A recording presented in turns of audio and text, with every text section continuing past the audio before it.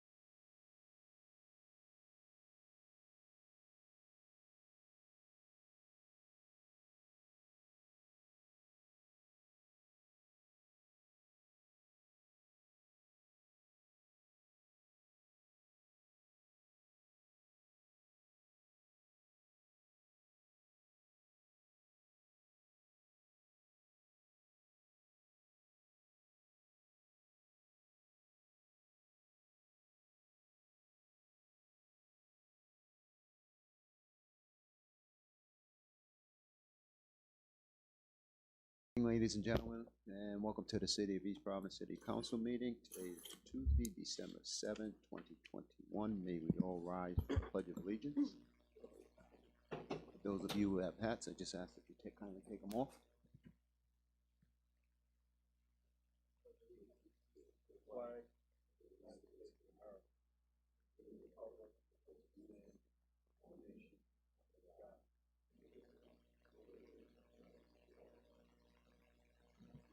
Thank you. Deputy Clerk, may we start off with a roll call, please? Yes, sir. Councilman Cahoon, I'm here. Councilman Morato, Here. Council Vice President Rodrick, Here.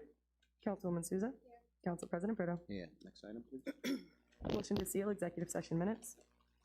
I have a motion to seal the executive session meeting minutes. So moved. I have a second. Who was the second? Councilman Cahoon. Okay. Roll call. Councilman Cahoon, Aye. Councilman Morato, Aye. Council Vice President Rodrick, Aye. Councilwoman Souza, Aye. Council President Brito. Aye. Next item, please.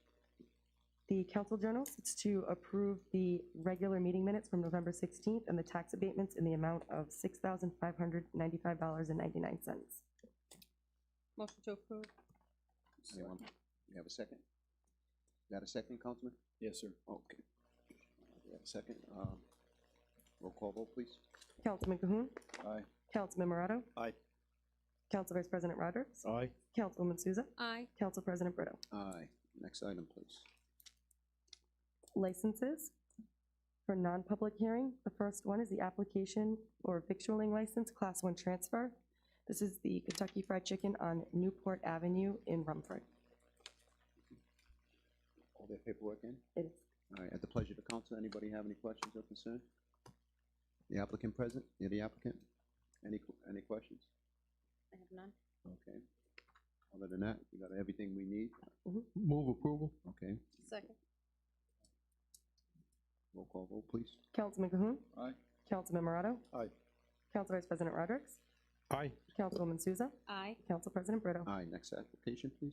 It's going to be the application for holiday sales. This is a new application. This is for the Kentucky Fried Chicken in Rumford. Have all their paperwork in? They do. Okay. Any questions, problems, issues? No? At the pleasure of the council? Move to approve, Mr. President. Okay, with any? Second. Okay. Roll call vote, please. Councilman Cahoon, Aye. Councilman Morato, Aye. Council Vice President Rodrick, Aye. Councilwoman Souza, Aye. Council President Brito. Aye. Next application, please. This is application for a victualling license. It's a Class 3 transfer. This is for the Kentucky Fried Chicken, the location on Taunton Avenue in East Providence. Okay, so this is a different. Different application. location. Okay. Have all their paperwork in? They do. Any questions, concerns, problem? At the pleasure of the council? Motion to approve. Okay, we have a motion. Anyone like to second that motion? Second. We have a second on the motion. Roll call vote, please. Councilman Cahoon, Aye. Councilman Morato, Aye. Council Vice President Rodrick. I'll second. I would have liked to have had some samples of wings brought in tonight, but nevertheless, I'll second. I vote aye. I'm just kidding now. It'll be on social media tomorrow. Just a joke. Councilwoman Souza Aye. and Council President Brito. Aye. Next application, please. It's going to be the application for holiday sales. It's a new application, and this is for the Kentucky Fried Chicken on Taunton Avenue, East Providence. We have everything that we need at this point We in do, time. At the yep. pleasure of the council. Motion to approve. Anyone like the second motion? Second. Roll call vote, please. Councilman Cahoon, Aye. Councilman Morato, Aye. Council Vice President Rodrick, Aye. Councilwoman Souza, Aye. Council President Brito. Aye. Thank you, sir. You're all set. Thank Good you. luck. Have a good holiday. The next is the road race application for Ocean State Multisport. I will say there was one thing, it's March 13th, not the 11th. March 13th, 2022. Yep, not the 11th, but everything else is in. If I could just request a motion to amend the agenda to Yep. reflect the 13th. We don't need a roll call vote, just a motion and a second, and a voice vote would be sufficient. So moved. Anyone like the second? Okay, we have a second. Thank you. All in favor, say aye. Aye. Anyone opposed? Ayes have it. Amend the road race according to the amendment, March 13th, 2022. The applicant is not present today. Nope. Does he have everything that He he does. needs in? Everything. Contacted the police as well? Yes. Okay. At the pleasure of the council, Motion to approve. Second. roll call vote, please. Councilman Cahoon, Aye. Councilman Morato, Aye. Council Vice President Rodrick, Aye.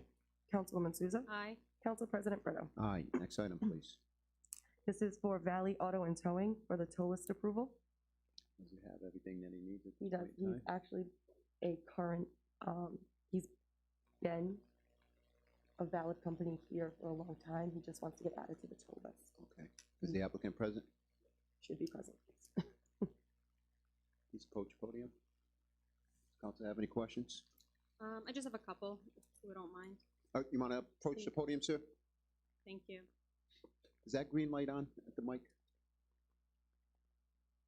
If it isn't, you mind pressing that button? Yep. Okay, thank you. Hi, how are you tonight? Good, yeah. Good, thank you. Just a quick question, a couple of questions. How long have you been operating in the city? 13 years. 13 years. At the same location or multiple locations? First location was on North Broadway, then I moved to this new location, 2010. Okay. Be there for 11 years. Very good. Are you a resident of the city? Yes, How long have you been a resident? about 15 years. Very good. Yeah.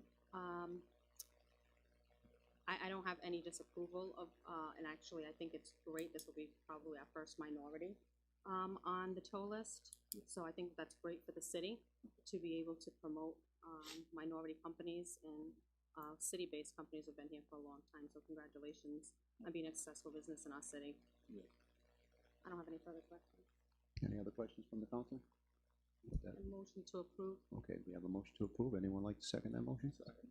Okay. Roll call vote, please. Seconded by Councilman. Yep.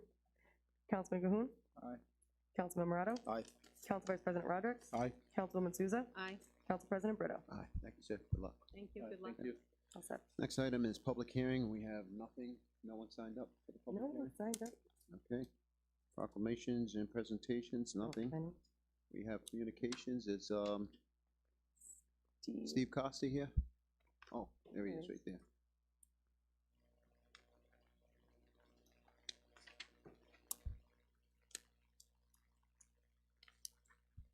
Good evening. Good evening. Zi's going to give you a little presentation that she has written down about our annual. It's going to be our 50th Christmas community dinner for the city of East Providence. Remember the name. Good evening. We are here tonight to inform you, the council, and the entire East Providence community that we will be hosting our 5th annual Christmas community dinner. When we started this event 5 years ago, we wanted to make sure that the homeless had a place to stay warm and receive a free meal on Christmas. We have grown from serving 70 people the first year to almost 500 people 2 years ago. Last year, we didn't have this event due to COVID restrictions. Over the years, we realized that not just the homeless need a hot meal. Living in East Providence, we have a very large elderly population. Some of them have no family, and we're in their house and had no one to share this day with. In 2019, we made a few changes, and now this community dinner is exactly that. Sorry. We are inviting the community to join us on Christmas Day for a great meal. The Brightwood Club has donated the hall to us as they have done so every year. Not only are we providing a hot meal, soup, salad, turkey, and ham with all the trimmings and a few other items, of course dessert, we also provide clothing. We have hats, gloves, socks, coats, and gently used clothing. We'll also provide bags filled with toiletries such as shampoo, conditioner, body wash, mouthwash, deodorant, and a few other items. We will have toys for the kids as well as cookie decorating table. This year we will have a barber and a few nail techs. This event would not be possible without the generosity of our community. Thank you to everyone that has donated already. We are still looking for donations of hats, gloves, socks, some toiletries, and unwrapped toys. We have several donation boxes around the community where you could drop off any donation to. They are located at Jordan's Liquors, Townie's Restaurant, Riviera Restaurant, Trinity Club, Dunkin' Donuts across from Silver Spring Golf Course, as well as the Bright Ridge Club, the front hall of the Ridge Bar. This event is held on Christmas Day, December 25th from 12 to 5 at the Bright Ridge Club, 59 Bright Ridge Ave. We will also provide transportation. Mayor De Silva has offered the city bus to us to pick up our East Providence residents. We are also looking for volunteers. If anyone is willing to help out on Christmas, you can contact me at 401-999-0029, or you can contact Steve Costa at 401-378-4102. Thank you. Thank you. Anything Thank else you you. want to share? That'll be all. Thank you. All right, great job. That's all we have for communications. Public comment, we have nothing, no one for public comment, no appointments. Before we proceed with the, number one, the city clerk vacancy, Councilman, you wanna? If we Take can those move on community to item service. 2.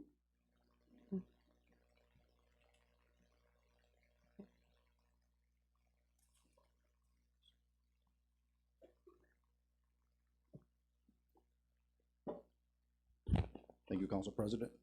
So back in around January, February, came up with this idea of doing a community mural, and the location that was chosen was a private business that it's adjacent to the bike path behind Dairy Bee ice cream shop directly across from the bike path. I have a bunch of citations, and just to show my appreciation for all the members and all the people that were involved in this project, I'm just going to read one, and I'm going to hand out, and I'll just call everyone up as I call out your name. So whereas the East Bay Bike Path is a 14.5-mile paved rail trail in Rhode Island beginning in Providence and Indian Point Park, crosses the Seekonk River with the George Redmond Linear Park and Washington Bridge, continues southwest of Bristol along Narragansett Boulevard. And whereas the path passes registers through City of East Providence in the way of Riverside and the towns of Barrington and Warren. Whereas the East Bay Bike Path is part of the East Coast Greenway, a 3,000-mile system of trails connecting U.S.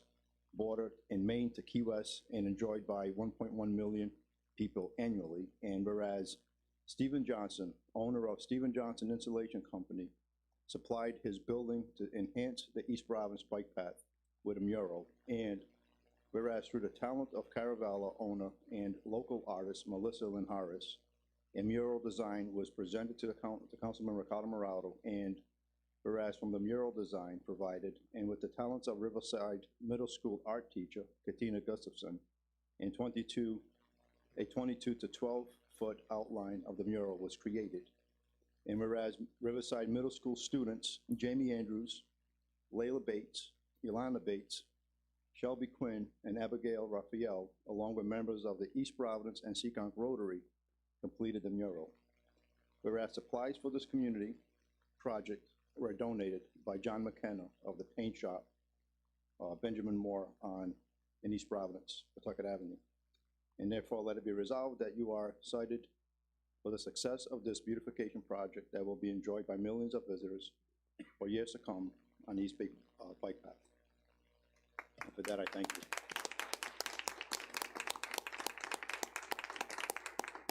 Some of the people that helped out couldn't be here tonight. One had a death, family friend that passed away, but I'll just call if you're here, please just come up. Stephen Johnson, a representative of. Melissa can't be here tonight. John McKenna, representative of the Benjamin Moore Paint Shop.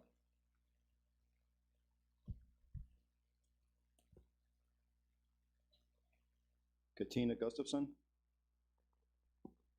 Just stand right there. I just want to take a quick photo of you guys. Jamie Andrews. Layla Bates.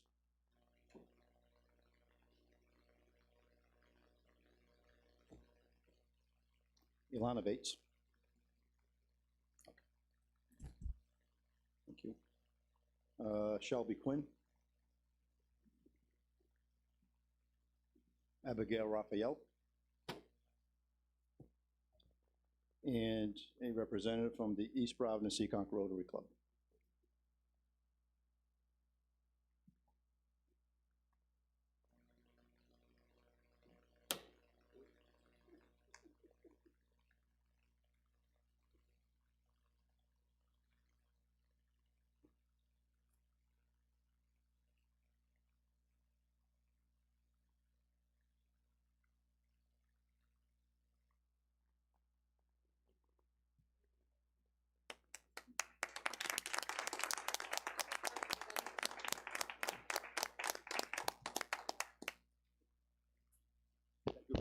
Thank you, Council President. And just a heads up, we're going to have another project already lined up in spring in Riverside. Thank you. Thank you, Councilman. Number one. We're going to proceed back to number one, city clerk vacancy. Number 1 is city clerk vacancy process for filling of the clerk vacancy for balance of term, job description, and appointment procedure. Council Vice President Rodrick's discussion with possible vote.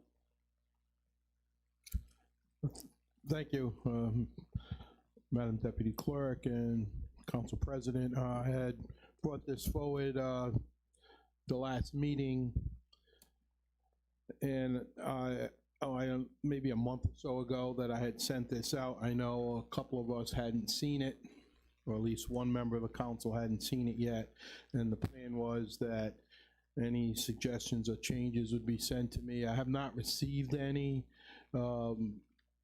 So again, it's on for discussion and a vote if we so choose. At this point, my plan, my suggestion is that we have a couple of options. We can do nothing and keep status quo. We can just hire a replacement, such as always been the case in the city, or we can do this posting and see what happens, see what we get. I'm inclined to go along with that, to recommend that we just have this posting here at City Hall and talk to the solicitor's office, wherever else we might post a position, either the local weekly newspaper, maybe, I believe there's a Rhode Island Clerks Association, maybe we could send something to them and see what we get back and take it from there. We may do nothing, we may schedule public interviews, we may do whatever we think is in the best interest of the city. So that's my recommendation, to just go forward with the posting and see what comes in. If anyone wants me to read it over again, I can do that, or read the highlights. It doesn't limit us to, for instance, the salary is to be determined by the city council. This is a position that would report to the city council. The deadline to apply is open until filled. It's unclassified as a position, and the job summaries are mostly taken from our current city charter and state law, so it's pretty generic. And I would, I'll hold off on a motion, see if there's other discussion, but I think at this time we should post this and see what it brings, if anything. Council Vice President Roderick, so I did have a chance to finally, read what you have proposed. I don't have any objections to what you have drafted. My only recommendation, and I mentioned this when this was brought forward for discussion, is that resolution 47 that we passed as a council back in September 2019 be incorporated, whether it would be a reference, to the resolution in the job description, or the complete, as draft as, or other than that, I don't have any objections to it other than incorporating that. Was that the resolution that clarified that the clerk reports to the council? Correct. Okay. There's a little bit, Councilman Roderick's draft is great, and this resolution just adds a little bit more to it, a little bit more clarification. Yeah, I have no objections to attaching that to the posting that goes out, or including it. I don't have that wording in front of me. Do you have it? Okay. If we want to give it to the appropriate person, be the solicitor. I'll just end up transmitting. I do it to have some HR. copies, HR maybe. Which, do we have the resolution number? It's 47.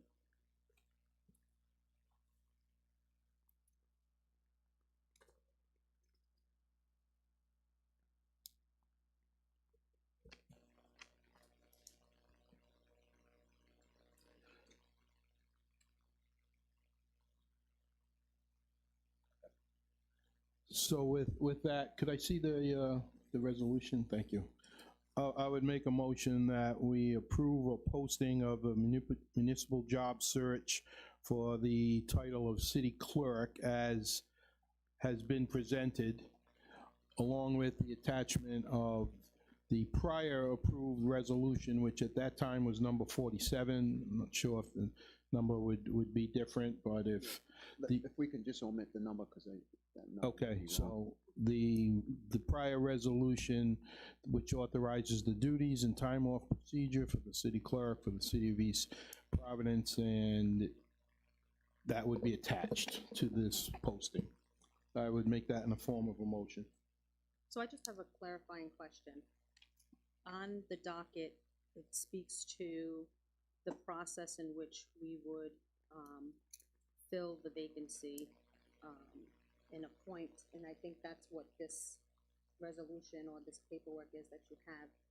I think a conversation about appointing somebody and having a vote on that is separate than determining what that job description looks like and what the process of appointing somebody looks like. Is that not two different items? To me, it's connected.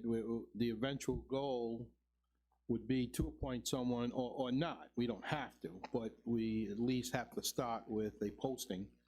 The job description is here. This is a, Right, but on this doesn't say that we are voting on a posting of a job, where it says that we are in the process for filling the vacancy of the balance of the term of the job description and appointment process. So we're talking about a process to do it. We're not talking about actually, on here, it's not saying that let's, yes, today determine that we are going to move forward with this process that we've established to then look for potentially a city clerk. I just want to clarify that. I don't know, that's my intent, that we're moving I know what the intent is. forward, It doesn't and say that. that's what I did, was discuss the process, Right. procedure, and I made it clear that in my mind, we might appoint no one, but we at least have to approve this process, which is to post and accept the attached resolution, which we've already approved, so that's the process. And then we determine, as almost in any job, if applications come in and we're not happy with them, we don't have to hire anyone. Right. So I'm not looking to drag this out any longer than we have to. I think the steps now is, this is the process. We have the posting language, and through the solicitor HR office, we'll post, and we'll see what we get. Then at that point, go to the next step, which would be, as discussed, I would want interviews to be in public, so they would be here. And the alternative is we do nothing. Is it, to the extent that it's an open meetings question? Right. Okay, so to the extent that it's an open meetings question, the rule of thumb the Attorney General asks us to use is whether or not a member of the public would have a reasonable anticipation that something like this motion could happen as a result of the description. And so, when I read the description, it talks about job description and appointment procedure, process for filling the clerk vacancy. I think if a member of the public read that, would it be reasonable for them to expect that a job posting could occur as a result of that? I think that would be fair. Yeah, I just want to be cautious and making sure that. Plus, it was done twice, the last meeting and this meeting again. So Well, this something isn't, could be posted twice on the agenda and still be posted incorrectly. I just wanted to but make it's sure that correctly, not. it's I corrected. just So. wanted to make sure for Yeah, clarification. no, I agree, it's correct. So that's a motion. I'll second. Okay, we have a motion, it's been seconded. Roll call vote, Deputy Clerk. Councilman Cahoon, Aye. Councilman Morato, Aye. Council Vice President Rodrick, Aye. Councilwoman Souza, Aye. Council President Brito. Aye, next item, please. Next item is the Freedom Green Tree Lighting, December 11th, 2021. Council President Brito, discussion only. No, this is more of a public announcement. This is more of a public announcement and discussion. It's my 5th year of doing this. Freedom Green this year. Ordinarily in the past, I've done 2, one on Wilson Street, the other at the corner of the intersection of Center and Pawtucket Avenue. Due to time constraints, I'm going to be doing 1 this year. I'll be right directly in Freedom Green. We have a tree in there. We have the gazebo all lit up and decorated as well as we had in the past. We'll have our music, we'll have our hot cocoa, and we'll be singing as well. So again, it's just a public announcement to make the public aware of it. Thank you. Next item, please.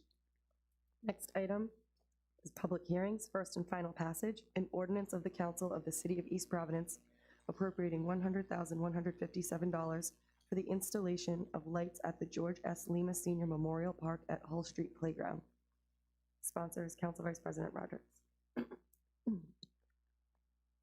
Thank you. I think also Councilman Cahoon sponsors, and I think we've all discussed this at one time or another in the past. I would hope it would be a joint type of sponsorship.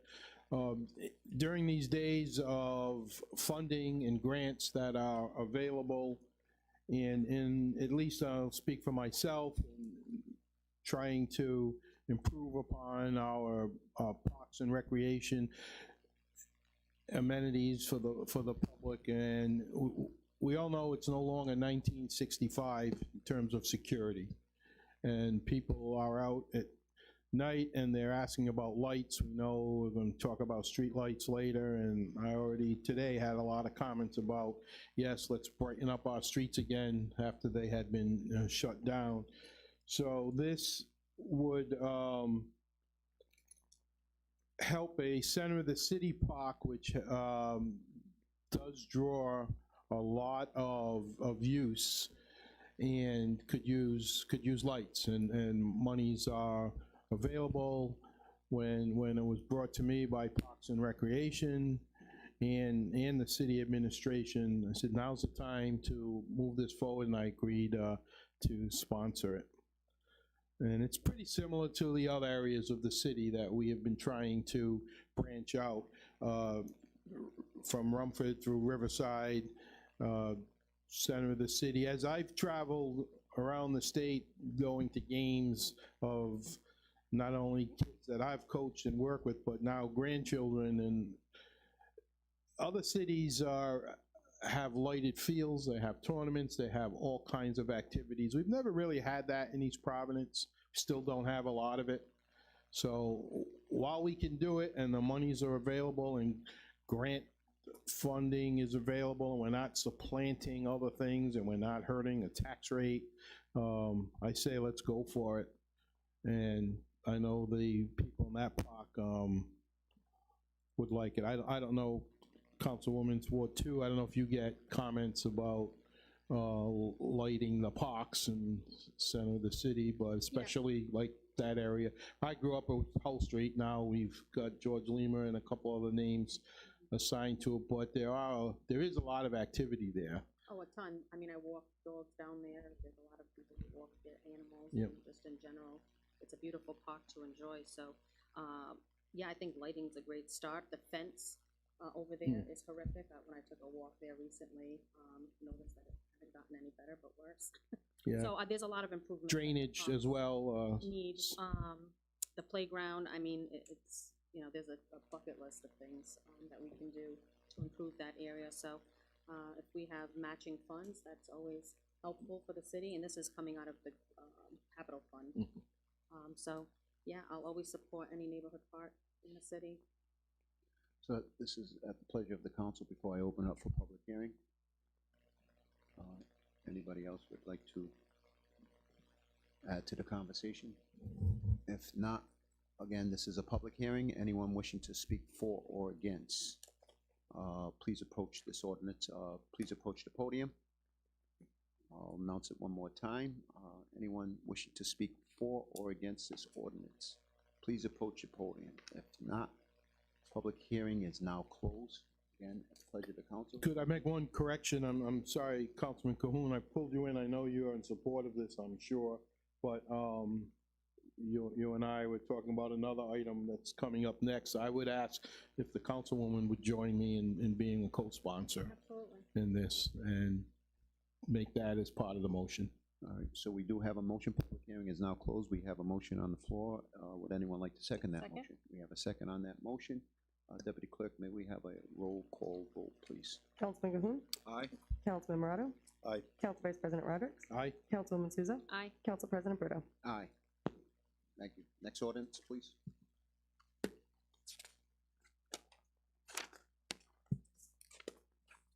Next ordinance is an ordinance of the Council of the City of East Providence appropriating $25,000 for improvements and repairs at the Kevin Robinson Memorial Skate Park at Anemone's John Park. The sponsor is Council Vice President Rodrick and Councilman Cahoon.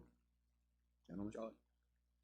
So for those that are familiar with the park, especially with the skate park portion of it, you'll know that it's constantly in use. I actually wondered how much it would be in use when it first went in, and I know we've had conversations about skate parks being installed in other parks around the city, but it's literally constantly in use, and kids are in there on everything, bikes, skateboards, scooters. And the condition of that skate park is pretty much what you would expect after 5 years of being beaten on by kids with skateboards and bikes and scooters. And I'm not saying that they're at all reckless or irresponsible. In fact, that particular community is very good about trying to keep up the park, policing it, making sure there's not trash, etc.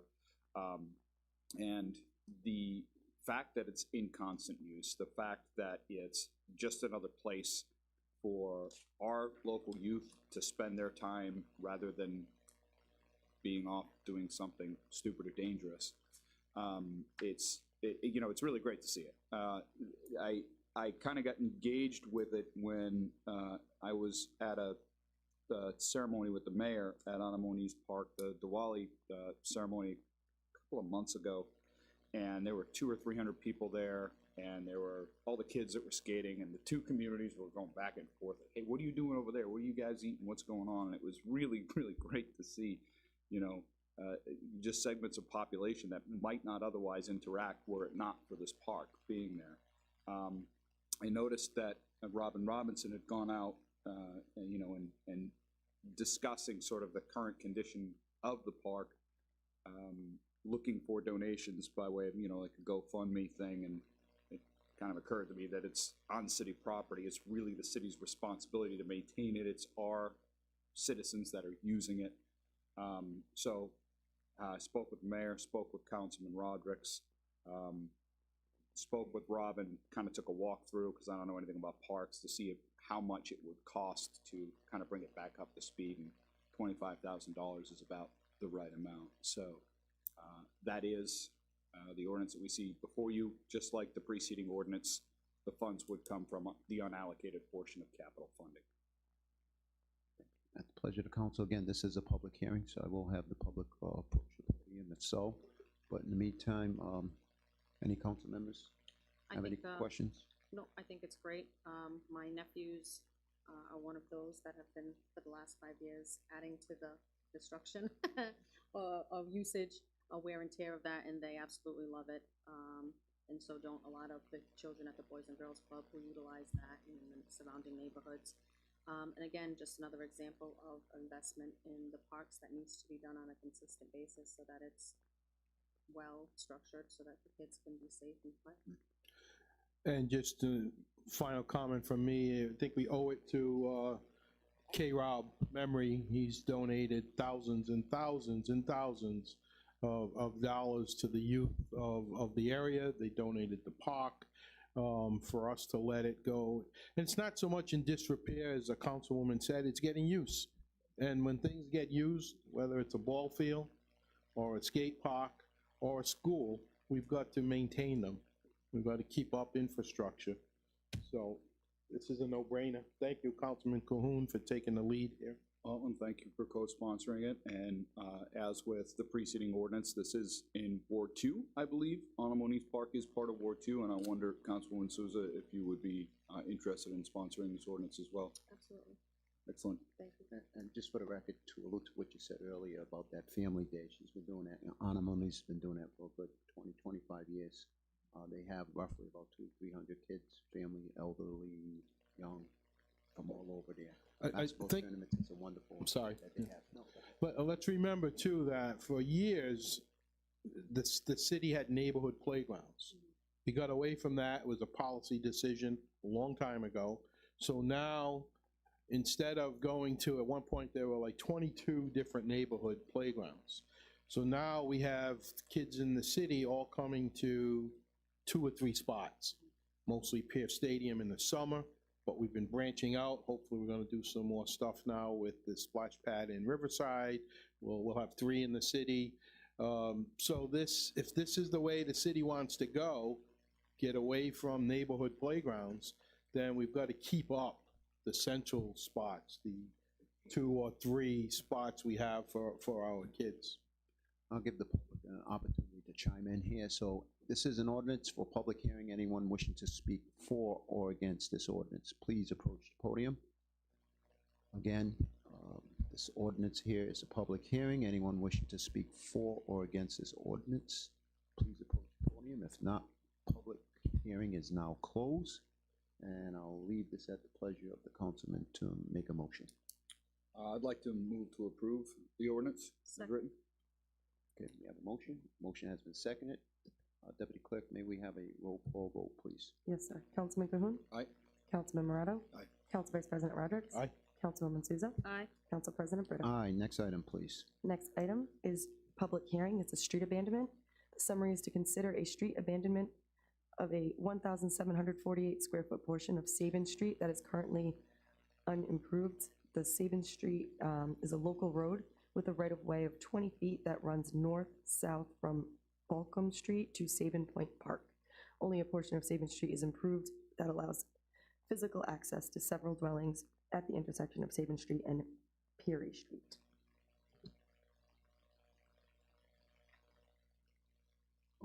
Please. Good evening, council Good members. evening, sir. You just announce your name and address for the record, please. Sure. My name is Joshua Slupko.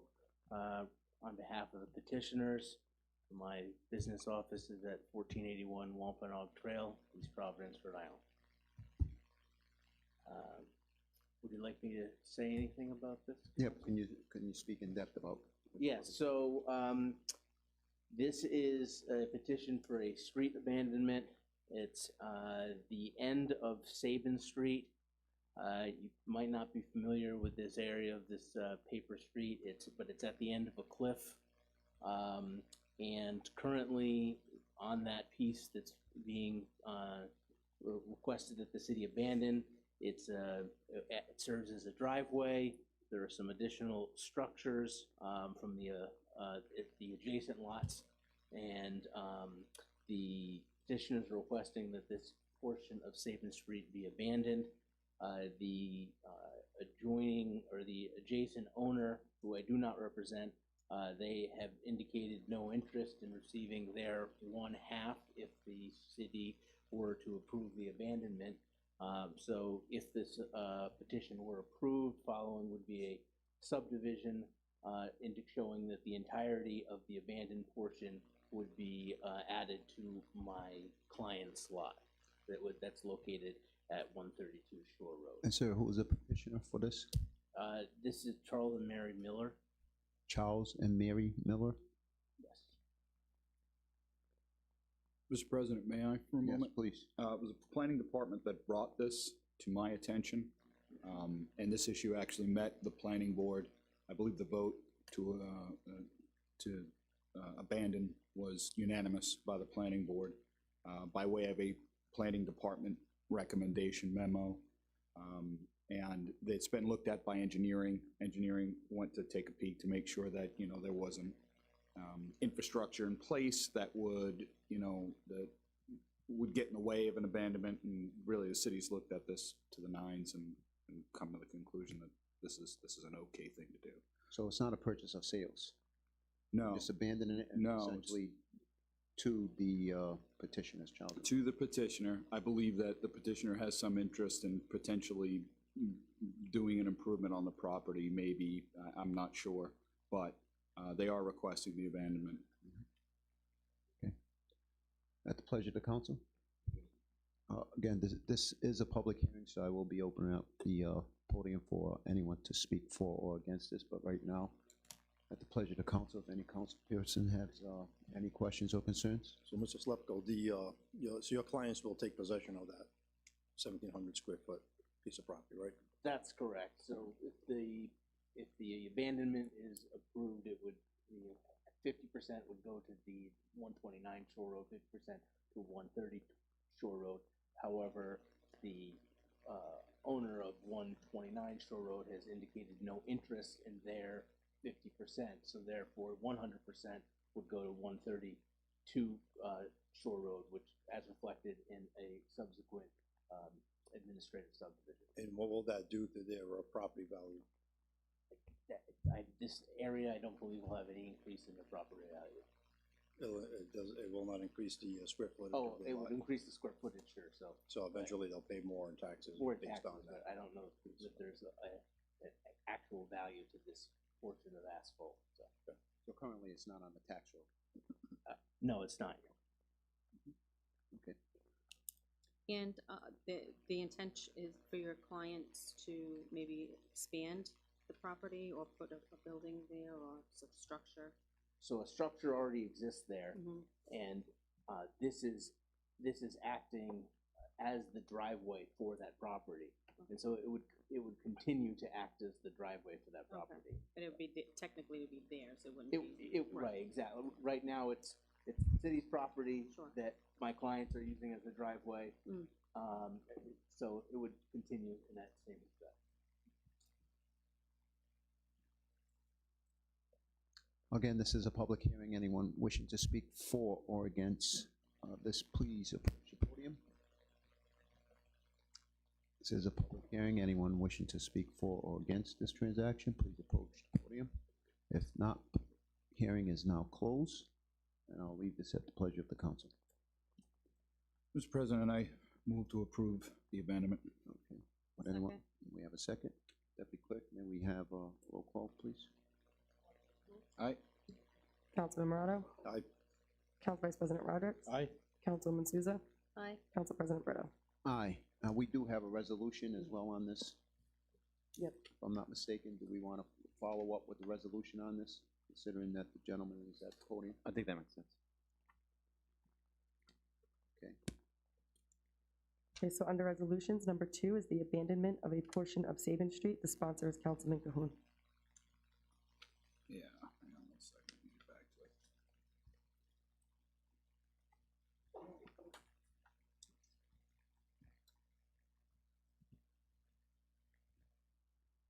Almost there.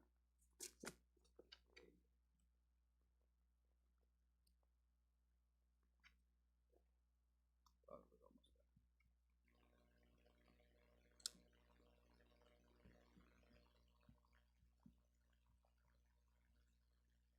You know what, have you got a paper copy rather than me trying to search through? Excellent. Okay.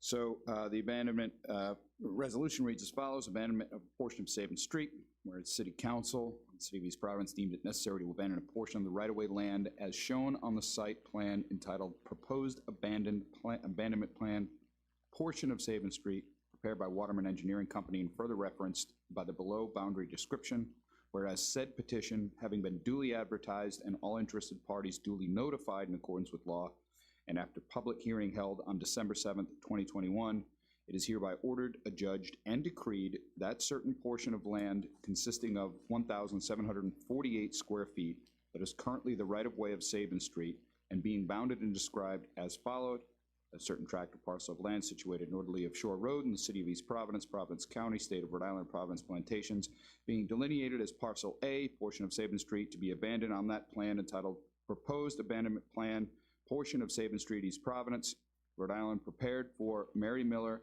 number 132 Shore Road, Riverside, Rhode Island, 02915, project number 19-078, scale 1 inch to 10 foot, date 4/13/2020 by Waterman Engineering Company, Richard Lipsitz, PLS, number 1837. Said parcel contains 1,748 square feet, 0.040 acres of land.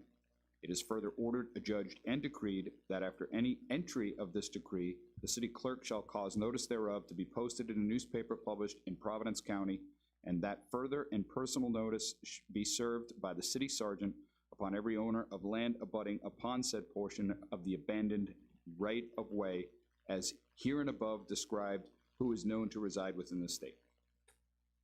That's it. So that said, being read, move to approve. Roll call vote, please. Councilman Cahoon. Aye. Councilman Morato. Aye. Council Vice President Rodrick. Aye. Councilwoman Souza. Aye. Council President Brito. Aye, thank you, sir. Thank you. All set. Okay. So before we proceed, there's no continued business, no new business, or before we get into new business, we could just move up one. We have a gentleman here from Salem, Massachusetts, who would like to do a presentation on the license plate detection. And just wondering if that's okay with the council? Yep. I think he's got to go back, so, sir, you want to come up? This is, for those of you followers, on page 9. Letter C, number 1, resolution authorizing the mayor to enter into an agreement for the purchase of a technology platform for automated license plate detection for the police department. Sponsored by myself, Councilman Brito, and Vice President, Councilman Rodrick. Sir, floor is yours. Thank you, Council President, council members. Before Mr. Lynch gets started, just wanted to, state, I've looked into these cameras quite a bit, and they appear to be a tremendous public safety tool that has shown great value in our neighboring communities in preventing, solving, detecting crime, and they're starting to see a deterrent effect with these cameras. So I will let Mr. Lynch get into the nuts and bolts for you. It's a very short presentation, kind of a overview of what the camera's capabilities are. More importantly, what they are not meant to do or cannot do. And then we'd be happy to answer any questions you have whatsoever. Good evening. My name is Craig Lynch. I'm from Salem, Massachusetts, 15 High Street. If you could go to the next slide, please. So Flock Safety, just kind of an overview. It's a automatic license plate reader. It's a little bit more than that as well. It's a vehicle fingerprint technology connected to a federal database called the NCIC database, and it will inform the police department that they have to be CJIS certified, that if a stolen vehicle or someone with a warrant or a gang or a terrorist suspect, there's actually 13 reasons. It's also connected to the missing persons database, silver alerts as well. They'll notify them of that vehicle entering your town or wherever the cameras are located. These cameras we have one mission in mind with Flock Safety, and that is to eliminate crime. Just some stats throughout the United States. So we are in 46 states throughout the United States. The LA County Sheriff's Department, they did a 5-day day and night test with other LPR solutions, and we were over 30% more accurate. We've seen in multiple cities and towns a reduction in over 60% of crime within only a 6-month period. As Chief mentioned, there's some neighboring towns that have seen some significant decrease in crime. And we're in over 1,400 cities with private cameras, and also we have a relationship with over 1,000 police departments throughout the United States. Really, what I want to drive home today is how we develop Flock Safety and its ethics-driven innovation. So there's a 30-day retention policy for this data. After that 30 days, that data is 100% deleted. Flock Safety has zero access to that data, nor will we resell that data. The data is owned by the police department and the police department only. It takes the human bias out of crime solving. It's the rear of the vehicle. There's no facial recognition. There's no drivers being captured. It's the rear of the vehicle. If there's a suspect and a vehicle was involved, they can track that vehicle back within the database. All of the data is encrypted at rest and in transit, and sitting in a CJIS certified AWS server as well.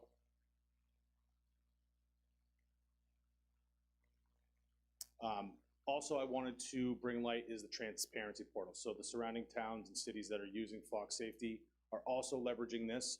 So it gives the residents and anyone that wants to see what these cameras are doing, you can go in and see how many active hits the search has created. It gives transparency to the community on what the cameras are doing and how they're helping eliminate crime and increase clearance rates. So this is kind of redundant, but it's proactive. It's real-time alerts. They can be notified via text, email, or on their computers or MDTs for stolen and wanted vehicles. You just increase clearance rates, decrease crime, and make your town and city a better place. This is just a kind of a snapshot of what you'd be seeing in the system. A license plate, and you can get the make, the color, and when the vehicle was passing by the cameras for investigative purposes. And then really, like Chief said, what is this technology? What it isn't? It's a license plate recognition system. It gathers that objective evidence and facts about the vehicle, not the people. Alerts police of wanted vehicles, used to solve crimes, adheres to all state laws. What it is not, there's no facial recognition. It's not tied to any personal information. So it's taking a picture of that vehicle. There's no personal information transmitted from that camera to the cloud. All it is taking a picture of the vehicle itself and sending that information to the cloud. There's no registration or any information being transmitted through the system into the portal, into the cloud. And the data automatically deletes after 30 days. And it's not used for immigration or traffic enforcement. And that's all I have here. Chief, I don't know if you want to add anything else. Thank you. Take any questions? I have a few questions. Sure. So walk us through the process as to the information comes in to where, who receives it, how does it get dispatched? Can you just walk us through that process? So I can speak to a little bit on that. We've been looking at neighboring cities and towns to see how they have theirs set up. What I envision is currently we have 16 cameras mapped out throughout the city. If someone, a vehicle passes one of those cameras, and there is, it's one of those categories Craig mentioned, a stolen vehicle, an amber alert, a silver alert, in 5 to 25 seconds, our dispatch and our MDTs or your cell phone will receive an alert, a stolen vehicle or whatever it may be. So we're able to react almost in real time. Additionally, if we've had a rash of catalytic converter thefts, we've had a lot. We've had an uptick in stolen cars. As you know, Councilman, if you when you go to a scene, someone isn't able to give you all the information. They may give you the color of the vehicle. They may give you a partial plate. They may say there's a bumper sticker here. They may say there's a roof rack. What we can do is, a lot of these catalytic converter thefts are happening overnight. So we can look at the closest camera, say at 3 a.m. Search by the information provided to us. The system allows you to search the color. It allows you to search bumper sticker locations, roof rack, make of the vehicle. So that would allow us a great investigatory tool to follow up. The way I envision it to work is our patrol officers would get the real-time alerts, but they would not be able to search the system. Our detectives and certain supervisors would be able to actually go in and search the system to further a case. There'd be safeguards put in place. We don't want anyone misusing this, this tool or this information. The investigator would put in a case number. Everything is logged, tracked. We'd be able to go in to see whoever completed a search. In speaking with the other communities, they've solved a multitude of crimes with these cameras. Cranston had 2 bank robberies about 2 months ago in the same day, and this is exactly how they solved it. They've seized, I think the statistic was, the year prior to having these cameras, they only seized like 4 stolen cars. And the uptick, you don't realize how many stolen cars are out there, and still in this day and age. And it went through the roof in the amount of cars they were able to, you know, take and return to victims. So it's a tremendous force multiplier. It really is. So Lynch, I see the cost is 84,000. Is that an annual fee? So it's an annual fee of $2,500 per camera. There's a one-time fee of $250 per camera. So that, I believe that's for a 2-year agreement, correct? Yep.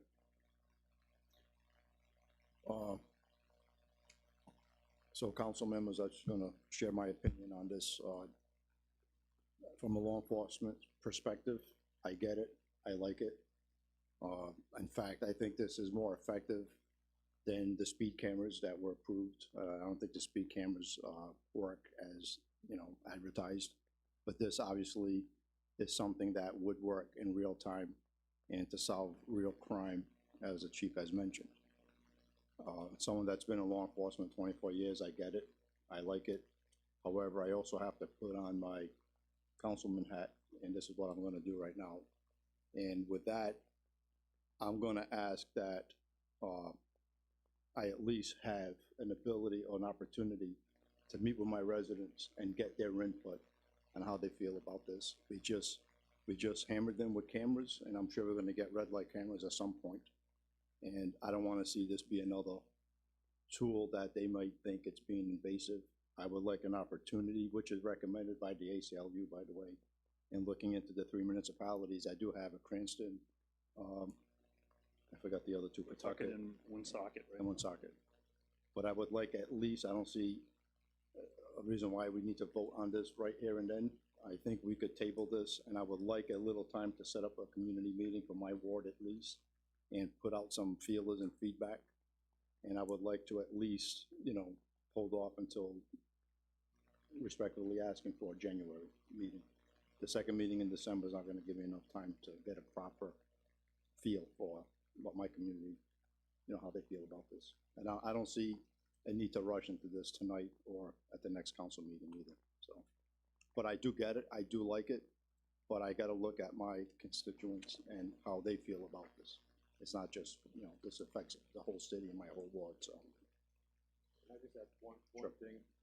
So the data is deleted after 30 days, but the search, so any audit of any search created within the system, no matter who it is, one, can never be deleted, and two, it's always been there.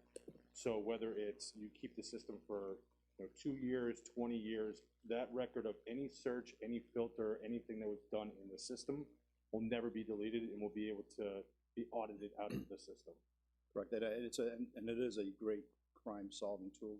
We do have some cameras in that community where I work that are recording 24/7, and we have been able to solve certain crimes with, you know, finding out which direction traveled that vehicle, what type of vehicle, and then looking into further details with the cameras. I get it, but as a council person representing my ward, and by recommendations from the ACLU based on what they have, and they're not very happy about the cameras, as you know, but I just like a little time to get some feedback and have some community, you know, at least one community meeting with, give the opportunity for them to attend, so.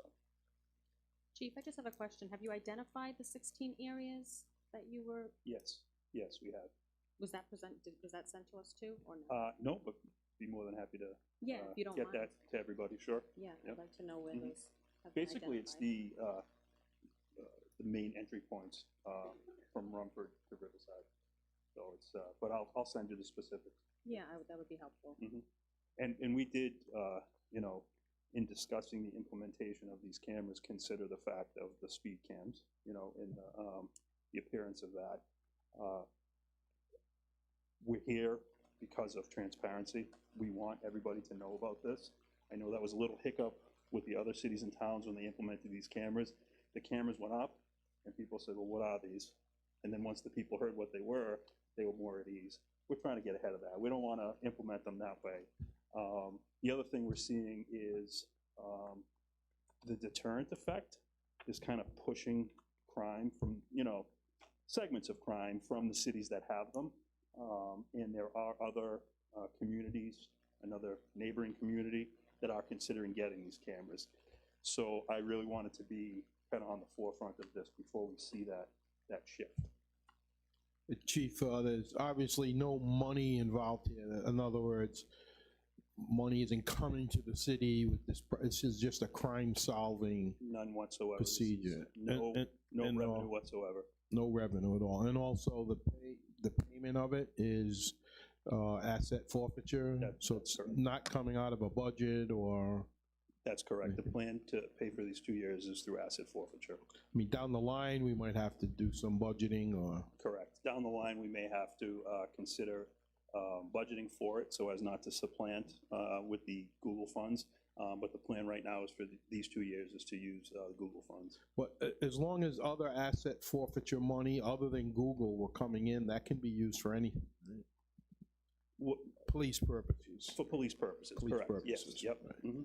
So if I guess with Google, you can't continually use it, right, because of supplantation, but there are other ways of asset forfeiture, right? If you take in a drug dealer's vehicle Mhm. or a house or equipment, Right. you get that. We do receive funds through state asset forfeiture in addition to federal asset forfeiture.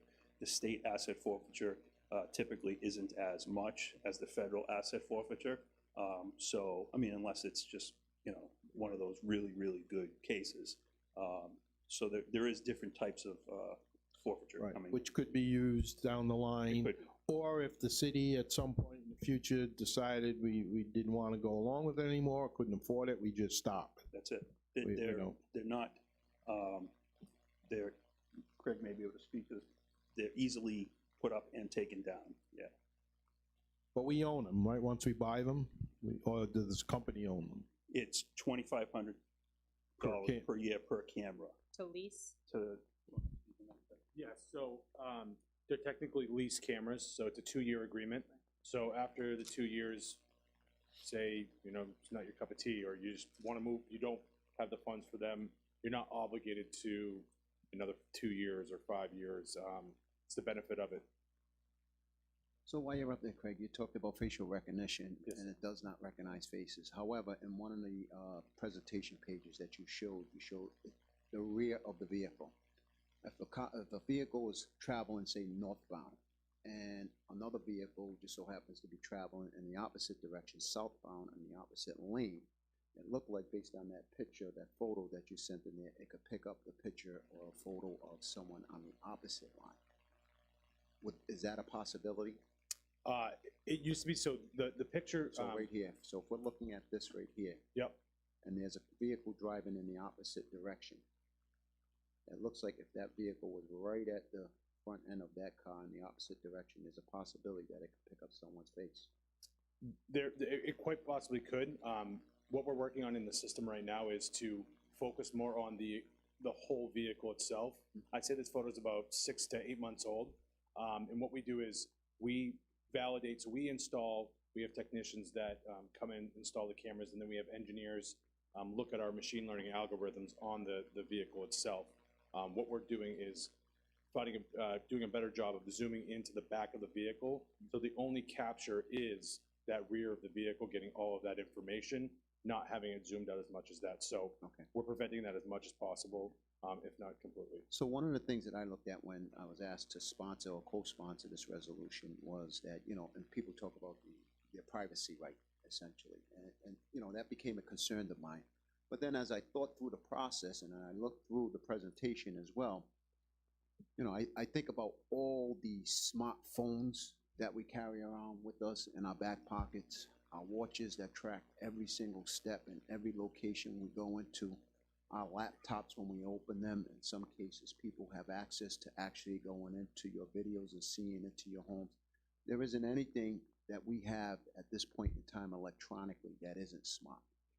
And these type of things, so when I look at this and I saw this, and initially I thought about it, and then I said, well, all the smart equipment that we carry around with us.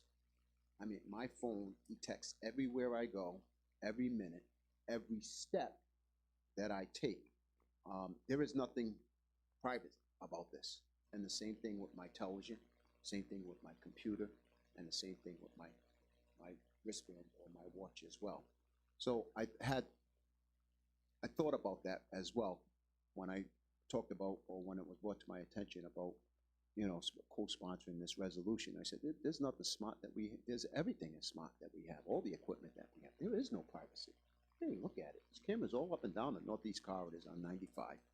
You got your neighbors who have the Ring doorbells that show every moment that you come to and from your house, when you leave it, when you're raking your lawn in the front. You got the neighbor who has cameras in the back of their house, in their yard. That shows everything you do in your yard. So there is nothing private the way I look at it nowadays. And I thought, from a criminal point of view, that this would be an idea. This would be ideal to really something to invest in, and it's only 2 years. Like you said, if we don't like it after 2 years, okay, see ya. We don't need it, we don't want it.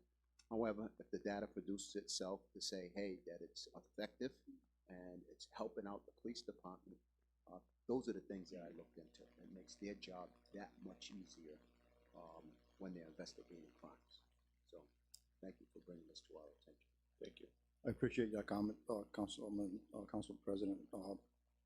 And they're good points, but however, all of those are pretty much, you know, at the person's choice to either buy a smartwatch, turn off the program, or shut off your location and such.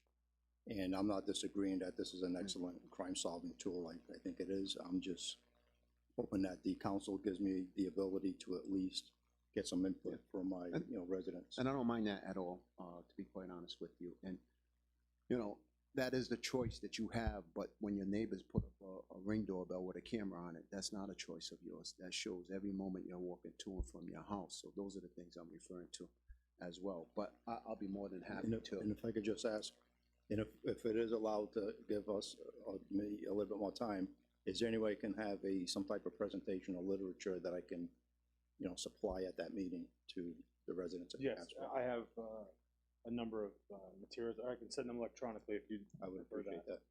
Would you rather paper or electronic? Everyone knows I'm a paper guy, so. Okay, fair enough. If I could just add one more thing. Another tool that this allows is we would get a trial period of sound detection. So a perfect example of the benefit of that is when it comes to these catalytic converter thefts. If you've seen videos, I've seen plenty of them. They're very loud. They go into with a sawzall, they make a lot of noise. So the hope is that we get that audio detection too when something like that happens. Any type of motor vehicle crash, okay, a hit and run or something, we would get an audio detection that, knock on wood, we don't have many gunshots here in East Providence, but we would get something like that. We would get alerted to something like that also. The only thing I want to add, I think you know, public meetings are always the way to go, and I'm willing to do what the councilman wants to do. But let's remember that sometimes those types of meetings bring people from other communities. There's definitely a group out there that is talking about this is George Orwell and Big Brother. Well, we're well beyond 1984.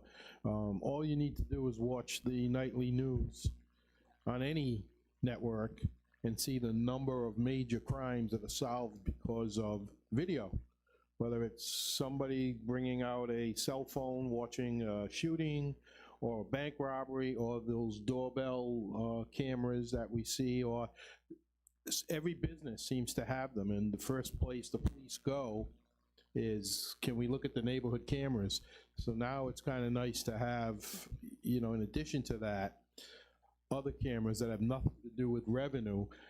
So yeah, I want to hear from people too, but if a group of 50 people come forward and are vehemently against it, but that's not in the best interest of crime prevention, you know, I have to weigh that as well. Now, if there are legitimate reasons that our residents bring forward, then fine, let's listen.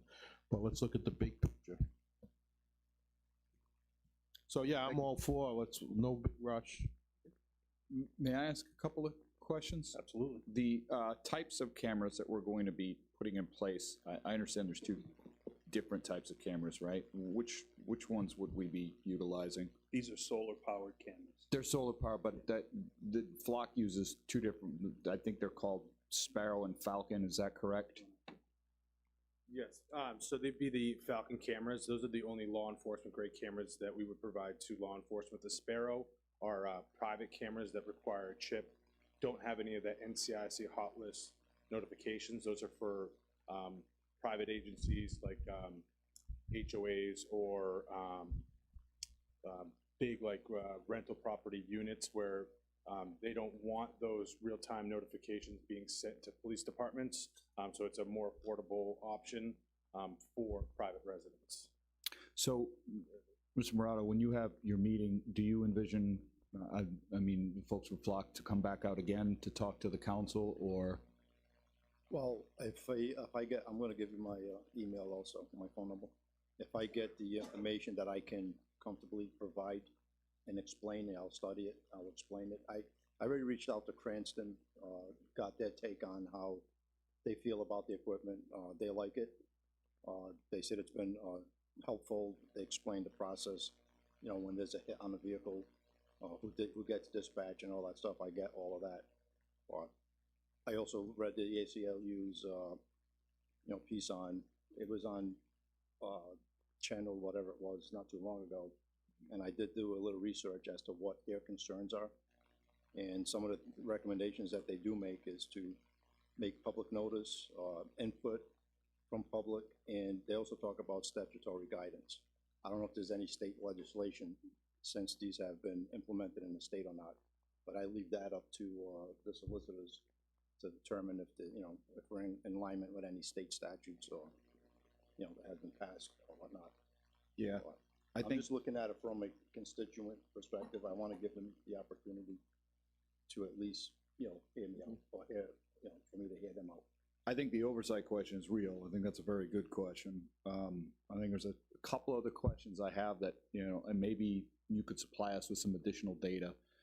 Specifically, I'd be interested in false positives, right? So the system tags a license plate that it thinks is a terrorist or someone else, and it's made a mistake, and police respond, and then that individual is in all sorts of hurt, right? So I'd be interested in any kind of data that you could share with us with regard to like the false positive rate. I'd also be interested in any data that you could share with us with regard to security breaches. If they're holding data for 30 days, if the system is holding data for 30 days, I'd be concerned about, as Ms. Murata says, right, this is something that's probably going to get attention by, hacktivist type groups, and they're going to be trying to crack your stuff all the time, probably already are. So anything that you could provide us with, with regard to assurance, hey, this is what we do for security, this is, I'd be very interested in that information as well. Absolutely. I will provide that just to put a little context on that. So for false positives, we say we're 98.6% accurate, but that does, the flock safety alert does not warrant a stop. So Chief and their team, with their LPR policy, would put into place that you have to go into their external query system that's connected and make sure that that hit, that, it's a stolen vehicle, they go into the system, enter that hit before they make the stop. Within all of our guidelines, everything that we come to an agreement in, that does not warrant a stop with the system itself. They have to double check that. And what was the second question with the data breach? Yeah, security. I'll send you over information on that. We have not had any data breaches whatsoever. Just to say, worst case scenario, a data breach does happen. There is zero personal information going from the camera into the cloud. All it is a make, model of the vehicle and a license plate. There's nothing tied to that. There's no personal information being sent to that storage. So even if there was, knock on wood, there's no personal information there, so no hacker would find any of that information. Well, that said, I mean, if somebody was able to trace a make, model, and or license plate of somebody they know, right, and gain access to the system, well, now they know everywhere where that person has been over, a period of time. Right. I know, I get that that's a stretch, but I've seen bigger stretches accomplished, right? Completely understood. Chief, I just have one more question on the, do you envision the, officers going after unregistered or suspended registrations? Or you're just looking at the bigger This would not give that information. Okay. This would only provide stolen vehicle, stolen plate hits, criminal things. That's important to know also. Yes. Yeah, for me to convey that to, if I have a meeting. Yeah, this is NCIC information only. It's not local RILETs, connected, suspended, unregistered, that kind of stuff, misuse of plates, kind of thing. Any other further questions from the council? If not, we'll table this and we'll come up with another date. Okay, Okay? thank And you. we'll let you know in advance. Thank you, John. Thank you. Great, can I just give you this real quick? Thank you. I'll take it. Okay, we're gonna Two. jump right back on course. Council President, did we hold the motion to continue? I think the request was January. Can we, now that I think of it being January, just, can we just make this the first week in, the first meeting in February, is that okay? Which is, there's a list of those meetings here. February 1st, instead of the 18th. I just want to advertise it. The next council meeting, I would like to advertise it, and then do another advertisement, and then, you know, I just plan on having one meeting on this. Just a suggestion, Councilman Morado, and I'm fine with that, but thinking out loud, would we be better served to have a public workshop in the whole city? Why just the neighbor? I mean, do we want to be in a position where we say, gee, that neighborhood wants it, but this one doesn't? I represent. Like we did with the Riverside, Ward 4, and I would like to hear from those constituents. If we can have a citywide right-hand council chambers, we can invite the company back again, which I think would be a great idea. I'm personally gonna do a poll. Okay. And I'm personally going to at least attempt to have my community come, and I'm thinking at the, maybe that church that I had a meeting before, which is quite a big venue, something like that. I have to feel comfortable in hearing from my residents first. Okay. So is that fine, February 1st? Fine with me. Fine. Sure. Okay. So why don't we go February 1st and then February 15th for the vote? I appreciate that, thank you. Council President, I just have a word on that. If we could just, as fast as we can, get this done, because it is a valuable tool, it could save lives. You have Amber Alerts, Silver Alerts that go out there that could be life-endangering events that come through the city of East Providence, which we could identify quite quickly, so that's all. Thank you. And Chief, you would send that information to those locations too? You'd send the locations of where the cameras are anticipated of being forced I to? can absolutely forward that. We have it all mapped out. Perfect, I appreciate that so much. All right, moving right along, we're gonna, you have a, I think a motion to continue to the date may be helpful. Second? what's the motion is what, February 1st, We're tabled to February 1st, 2022. no, you're gonna have with the February vote. 1st table and with the vote on February 1st, Vote February 15th. or the vote 15th or the 1st? So I make a motion to table this until February 15th for a vote. I second that. All right. Roll call vote? Councilman Cahoon. Aye. Councilman Morado. Aye. Council Vice President Rodrick. Aye. Councilwoman Souza. Aye. Council President Brito. Aye. Okay, moving right along. We're back on page 6. New business, mayor communications, looks like. Yep. The first one is the appointments requiring council confirmation. The first one is Nicole Bateman, the appointment to the Economic Development Commission. It's the appointment for seat 4, which is vacant, the terms 11/27/17 to 11/21/2022. Mr. Gonzalez, do you want to proceed in order, or did you want the police department to? Well, we have the police department here, as well as, I think the police department, we're done with the police department, we have the fire Excuse me, department the here, fire department. as well as we have some consultants from RISE, do a presentation on the streetlights. Okay. We could take them So we before. got 2 presentations? Yeah, I think the fire department is just available for questions. So however you want to We proceed. could have RISE and the director board just step up. And I think is that C? No. No, it's down the bottom. It's 2. 2C. Streetlight conversion. Good evening, council. We invited Lisa and Mike from Rise Engineering today to just give a brief presentation on where we stand with the streetlight conversion. They're going to just give us a little brief presentation on some of the things we've been working on the last few months with respect to fixture, product selection, wattage selection, color of the street lighting, smart lighting controls, and how the public can report outages to Rise in the meantime between now and the conversion. So I'll hand out just a hard copy of the presentation, and hopefully we can put it up on the screen for everyone to see.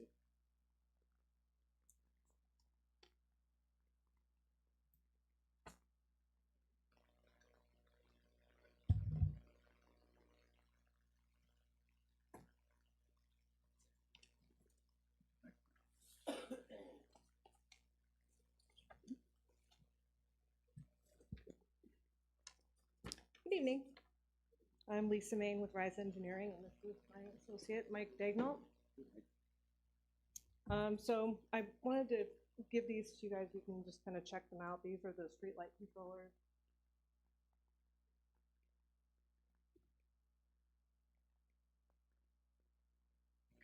So the gray one is the smart control, and the green one is just the standard photocell that'll be installed on all of the lights that are going to be on roads, the RIDOT-owned roads that we're going to be turning over fixtures to them.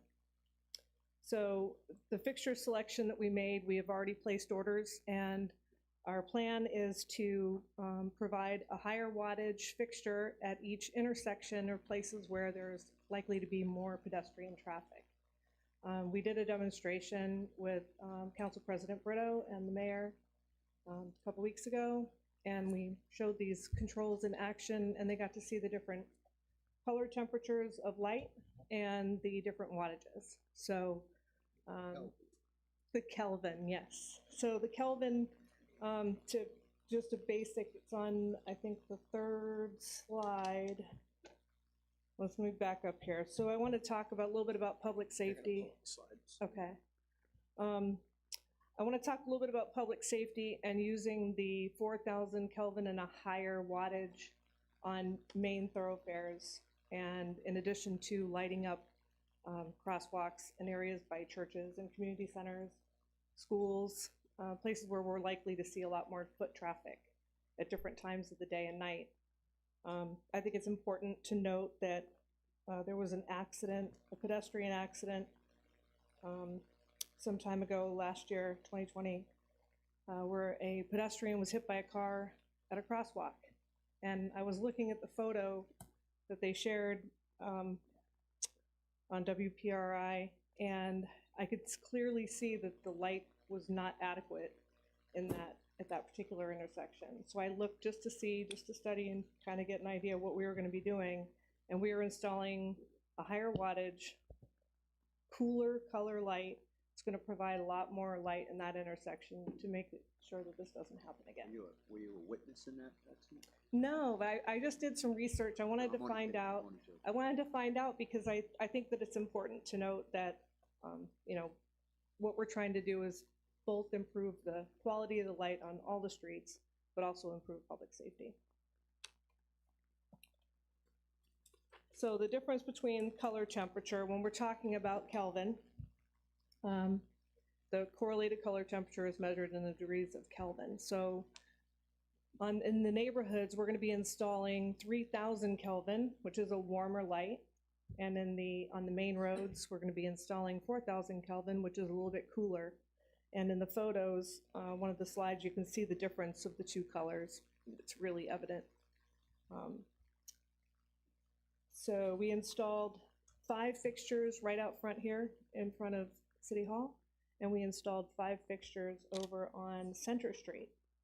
So the ones that we installed on Taunton Ave here, the one at Ivy is the higher wattage fixture. It's also the 44,000 Kelvin, so it's the whiter, the cooler light, and it's 118 watts. We've also included a dimming strategy that is going to be returning some money to the city's budget. So being able to have the brighter light and being able to dim it down both extends the life of the fixture while not reducing so much of the light at grade. You're not going to see a visible difference. And I think Council President Brito can attest to that. When we dimmed the lights, you almost couldn't tell that they had been dimmed to almost half of what their output was because the quality of light remained the same. So we also installed the 50 watt, which is going to be the standard replacement on the main roads. That's pretty across the board. You find most of the fixtures in the city were 50 watt. And then on Center Street, we installed more of the type of fixtures you're going to see in neighborhoods. So except for the color, we did do a couple different color temperatures just to kind of get a comparison and see what was going to be the most aesthetically pleasing. So we were hoping to get some feedback from the residents, and I think everything so far that we've heard has been positive.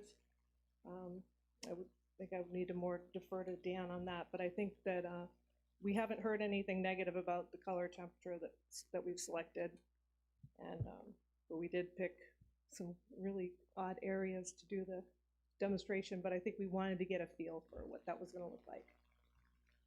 So did you all have any questions? Yeah. Can you just talk about the rebates that the city will receive because we are converting over to the LED lights? Right, so. And how that money will be applied?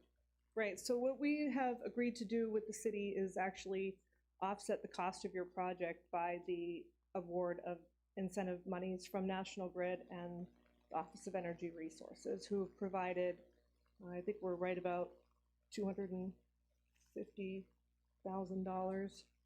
So that money is going to be applied directly to the net cost of your project, so you don't have to come up with the funds to pay that out of pocket. We're just going to defer the cost and we'll receive the incentive monies on your behalf.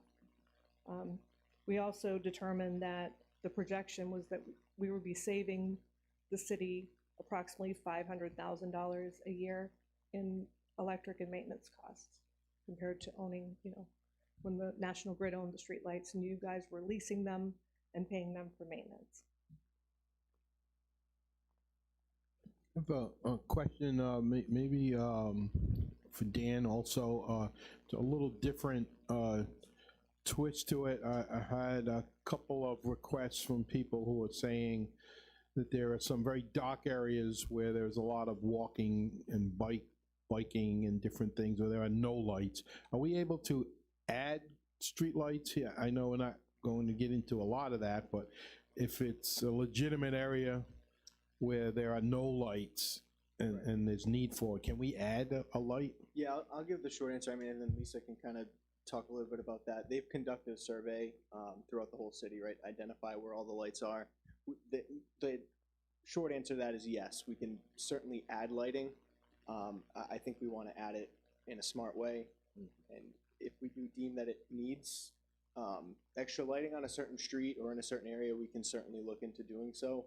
I think we just need permission from National Grid. So we essentially need to install a whole new fixture, bring down a service from their existing line, but that's certainly a possibility. Okay, thank you. Yeah, that being said, there are also some of the lights in the city that currently are red capped or turned off. 100% of those lights are going to be turned on. So you're going to find, even right out here in front of City Hall, you can see a strip of lights that are just off, and those are all going to be on. So it's going to. The neat thing about the lights being off as well, if there's an issue with a light that's out, they can identify that light by technology. So as opposed to going out, what's the pole number, what's the street location, that's all done electronically. And they could possibly even fix it electronically from there. If not, you can have a service person out there to service that light. Right. Usually, if there's some sort of an issue that requires maybe the node needs to be rebooted, and it's maybe causing the light to shut off when it shouldn't be off. It may need a time clock reset. We can do that remotely. We don't even have to go back out to the pole. So these are the kind of things that can really reduce that cost of maintenance. What's the timetable here? When are we going to start seeing some of this? We hope to start receiving fixtures in 4 to 6 weeks. And once we have, an inventory, we'll start installing, weather permitting. So it'll be pretty quick. You're gonna see it happen pretty quick. Is there a phased plan for install throughout the city, like, you know, going north to south, or starting in the middle and going out, or what's the thought? Our plan is to have 4 installers out in the city. So what I would think is we want to start on the main roads and kind of work through neighborhoods. So we have divisions of almost like the plow zone schedules that we can use that can kind of give us a guide. And I kind of I created groups when we did the audit. So I was thinking about using those same groups when I do the installation. So Yeah, and I think to add to that, ideally what we'd like to do is really get all of the state roads done first. Because once we have those done, we can offload those to the state and no longer bear the cost of essentially paying for the service of those lights. Part of an agreement with Rhode Island DOT is that we convert the lights to LED and they take ownership of those lights and repair them and do what they need for the foreseeable future. So ideally, we'd like to offload those first, so we're not paying for them throughout the whole conversion of the program that might take a few months, so. So then I'll be able to see the state road sidewalks even at night and be like, oh yeah, we gotta, right? Okay. yeah. So one thing also that these controls will do, that gray cell there, if I can show you on my phone, we can walk outside and I can turn one of those lights on and off, and I can brighten it up to 100%. What this will allow us to do as well, allow the chief or fire or anybody that you need to give access to for emergency response, they can actually light up any area that has one of those controls. They can light it up to 100% simply by selecting a group of fixtures and hitting a button.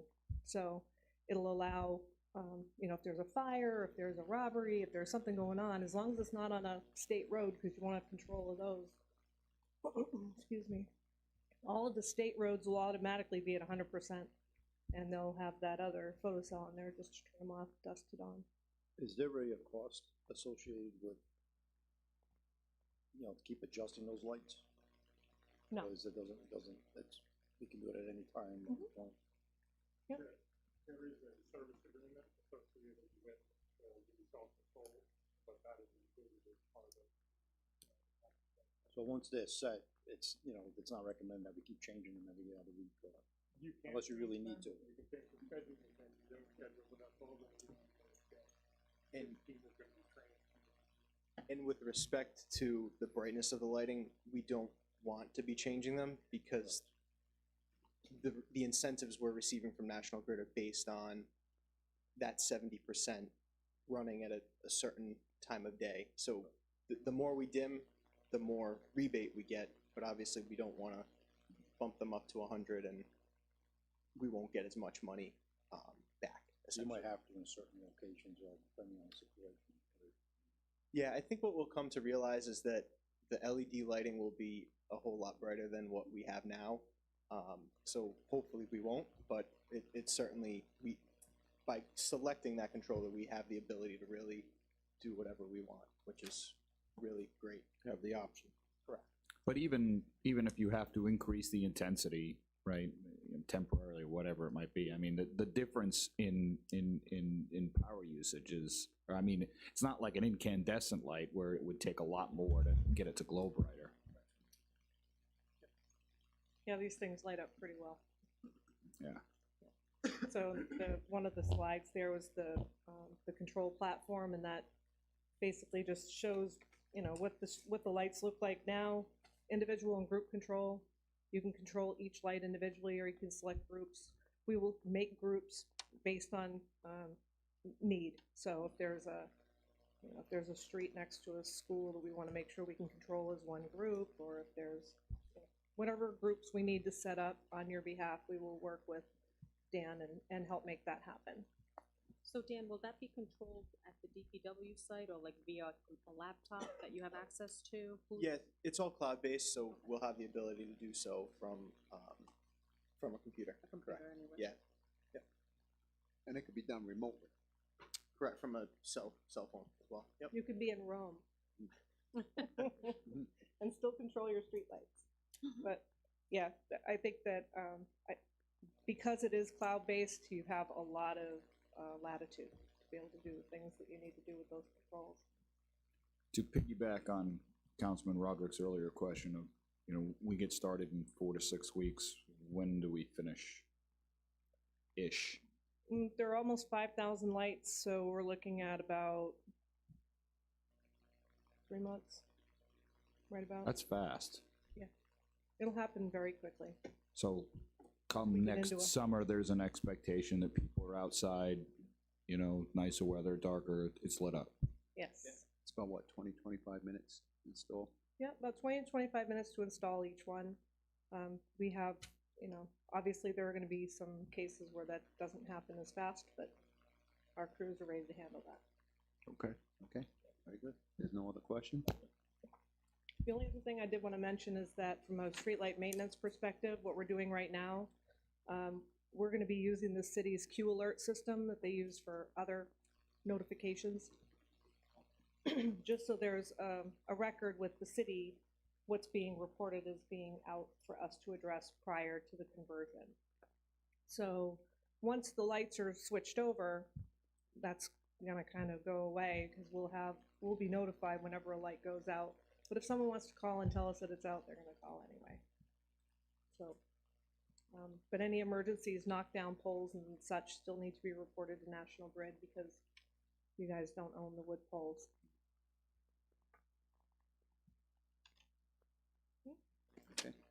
And then if I could add, if the council is interested, RISE will stick around to the end of the council meeting.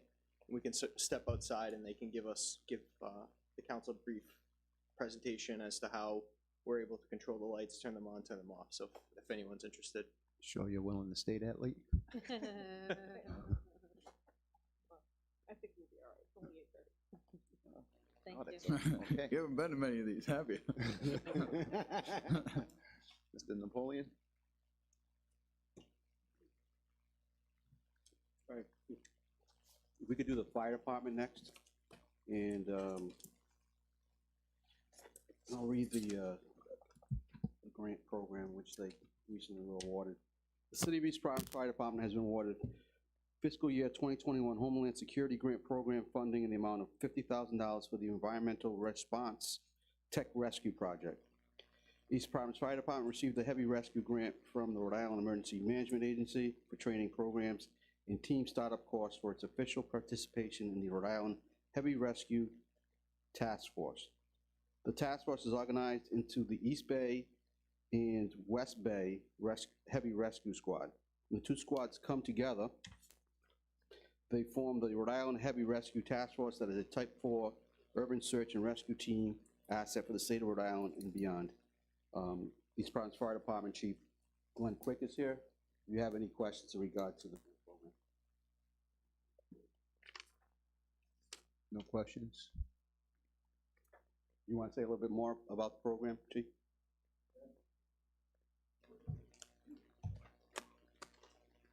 Good evening, everybody. Good evening, Chief.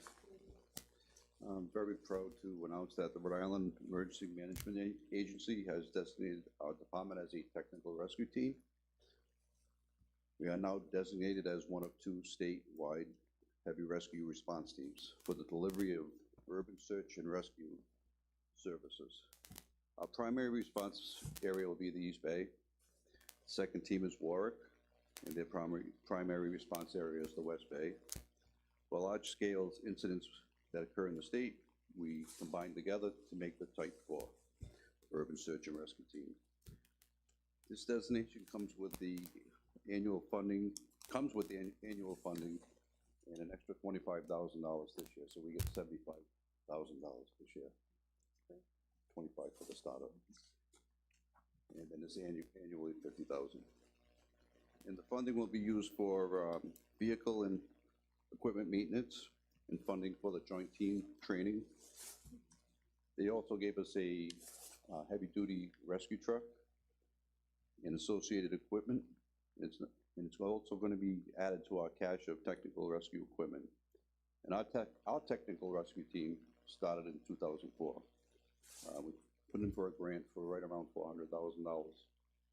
We bought a bunch of equipment, and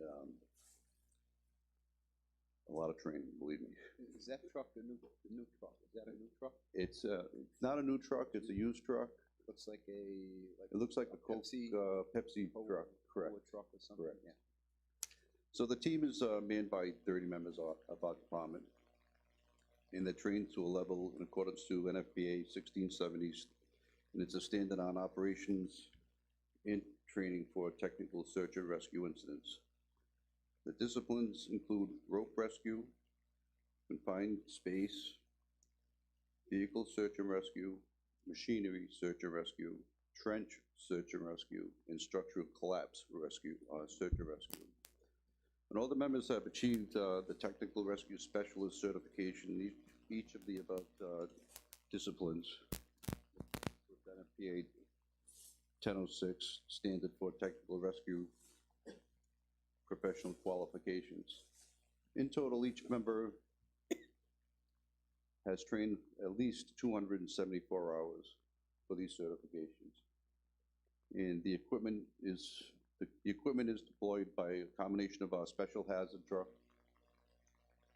the technical rescue trailer that we have at the Rumpid, and the newly added heavy-duty rescue. Any questions? No, sir. Okay. Thank you. Thank you very much. Thank you. Appreciate that.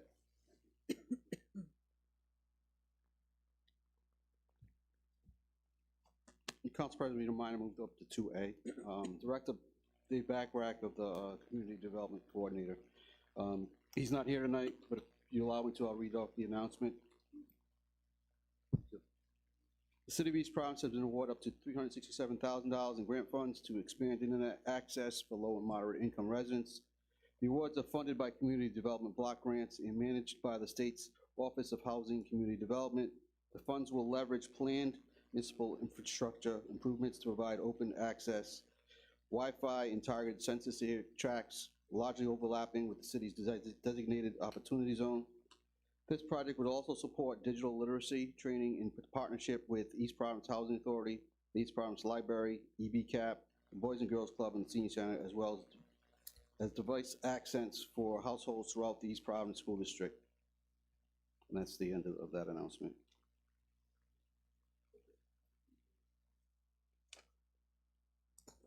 Okay, now we can go back up. Down to D, right? Or you going up? I'm going up Okay. to appointments. All the way. Appointments. Page 6 for those who are followers. Mayor Communications, page 6, number 1. So the first appointment is for Nicole Bateman to the Economic Development Commission. She's filling a vacant seat in seat number 4. The term is going to be from 11/27/2017 to 11/21/2022. It's a 5-year term. There should be a correction that the assistant solicitor pointed out in the communication from the mayor's office. It's a 5-year term. Mrs. Bateman works for Citizens Financial Group. She's also an independent consultant at Touchstone Crystal, and she obtained a Bachelor of Science at the Art Institute of Pittsburgh. Do these require a vote? It does. Yes, it does. Move to approve. Okay. So we have a motion to approve. Second. We have a second. Deputy Clerk, may we have a roll call vote, please? Councilman Cahoon. Aye. Councilman Morato. Aye. Council Vice President Rodrick. Aye. Councilwoman Souza. Aye. Council President Brito. Aye.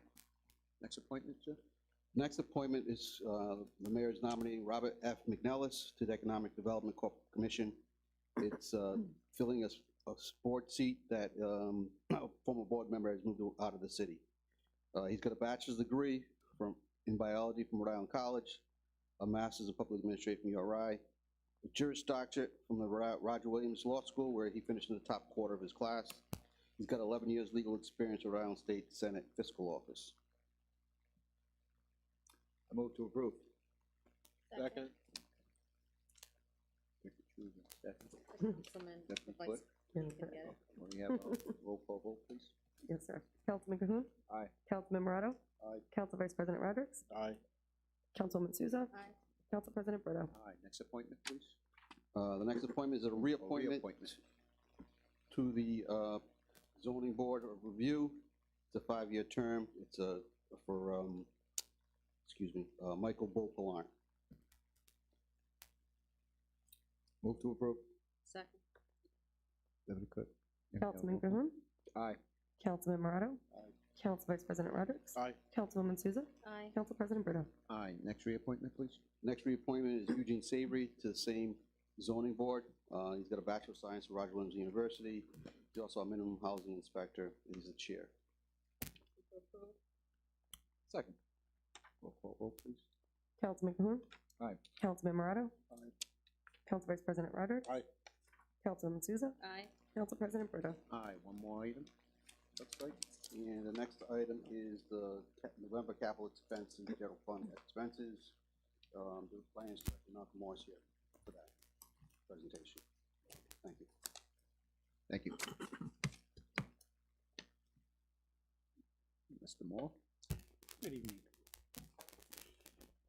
You've got the report for the fiscal year ending 10/31/2021. You also have the capital for last year and this year. It's a different format, since we have a different software.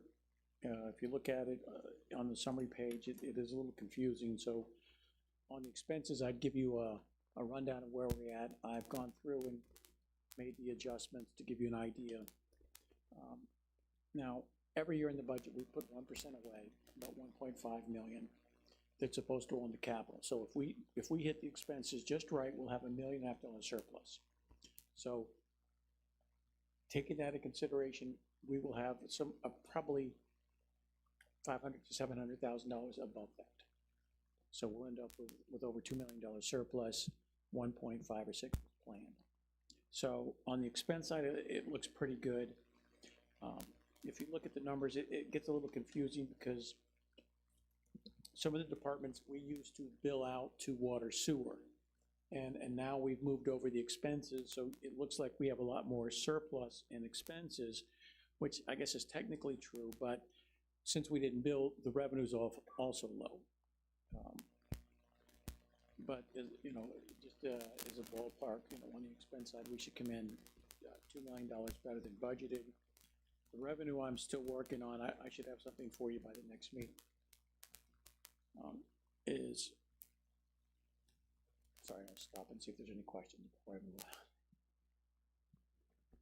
on. I had one question, Malcolm.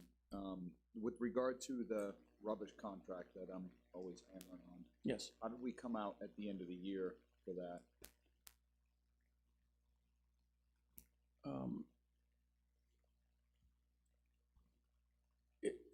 You're gonna have to clarify just a bit on that. I know that. So the issue that I had always had was, you know, May, June, it looked like we were way over budget, and you had explained it was because, well, we have to make basically a balloon payment earlier in the year, and, you know, that's what it is. And yeah, and you'll see that, and we put the purchase order up for the whole amount, which is $2.5 million.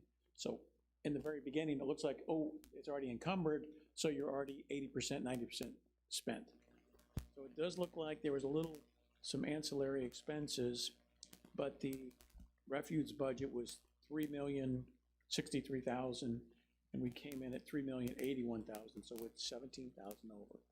And that could be we bought more recycling bins, or I can find out for that, but we were very close. Yeah, I don't think I'd need to find out more that Okay. kind of percentage. Just, yeah, that's one I want to keep an eye on. Thank you.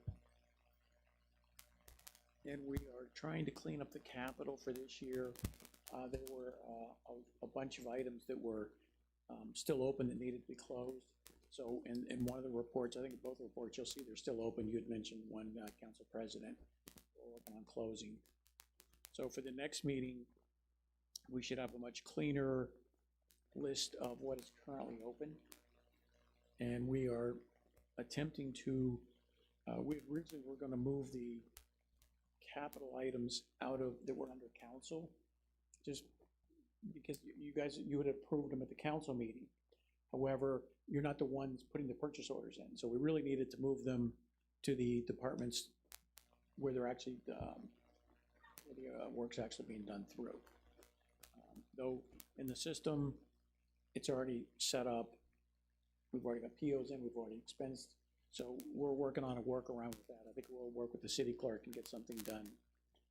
Just so it doesn't go through you, because they're giving them to you. You're like, I don't know anything about these. And so we're working on a workaround about that.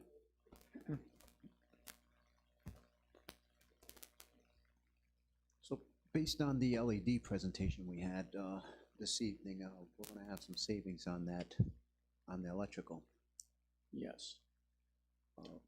Any intentions, what are the city's intentions of using that money as? Well, we'll have a little bit, I think, of savings, but we had already budgeted for, I think, the majority of that in this current budget. I believe the budget was $600,000 for this year. I think last year, or for next year, we brought it down $200,000-300,000. I don't know what we call it. I know that we had reduced it substantially because we knew this was coming in. Right. And then we would see savings. But this year's budgeted for 600,000. For 22, well, this is the end of last year. So what you're saying, so this isn't the current year budget, this is the one that ended at 10/31. Okay. So for this budget here, you reduced it down. Yes, and hopefully we'll get some better numbers and we'll see if we can reduce it any further. I think there should be some further reductions. I think when we put it in, we're a little conservative on that.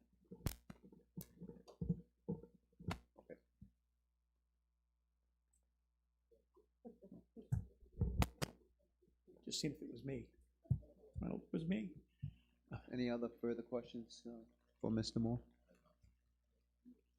No? Okay. Thank you. Good. Thank you, sir. That concludes mayor communication. Reports of other city officials.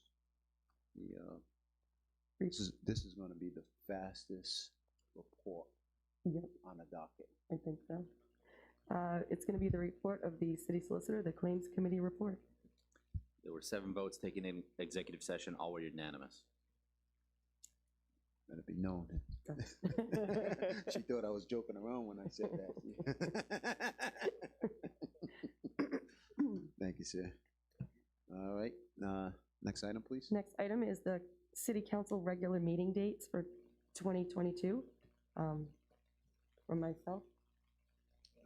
Council members, was all the meetings okay? Anything you'd like to change? I see no issue. In fact, I already put them all on my calendar, so. Hey, thanks. So that takes us down to intro to ordinances, which there are none.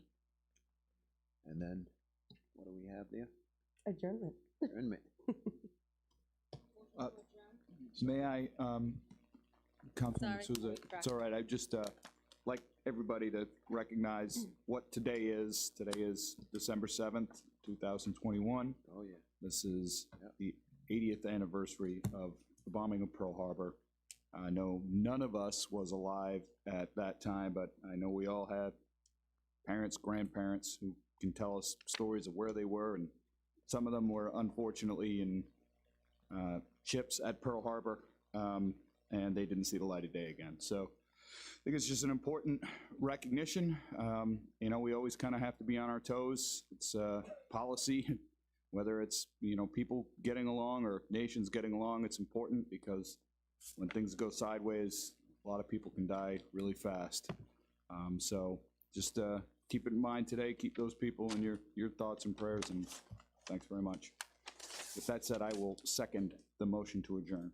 Okay. Deputy Clerk, may we have a roll call vote to adjourn, please? Councilman Cahoon. Aye. Councilman Morato. Aye. Council Vice President Rodrick. Aye. Councilwoman Souza. Aye. Council President Brito. Aye. Thank you.